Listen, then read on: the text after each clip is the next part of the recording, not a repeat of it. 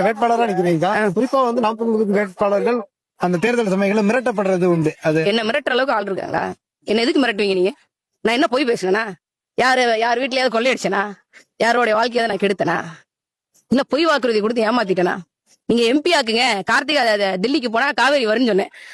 இன்னைக்கு காவேரியில மேகதாட்டு அணை கட்டுறதுக்கு ஆய்வறிக்கை சமர்ப்பிக்கிறது எந்த விதமான தடையும் இல்லைன்னு சொல்லியிருக்கு.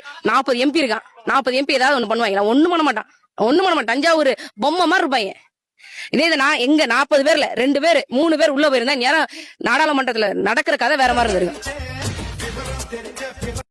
தேவருக்காக போடப்பட்ட இந்த மேடையில வெளிப்படையாக சாதியை சொல்லி பேசுவீங்க. ஆமா, நீங்க ஏற்கனவே விசிகாவால சில பிரச்சனைகள் இருந்திருக்கலாம். அதுக்கு முன்னாடி விசிகால எனக்கு என்ன பிரச்சனை? என்னாலதான் விசிகா பிரச்சனை. நான் போன தேர்தலில் தலைவர் பிரபாகரன் அவர்கள் மீது சூழ்நிறுத்து உறுதி இருக்கிறேன்னு சொல்லி வேட்புமனு தாக்கல் பண்ணேன். ஒரு சாதாரண ஆளு எனக்கே இவ்வளவு தைரியம் இருக்கு.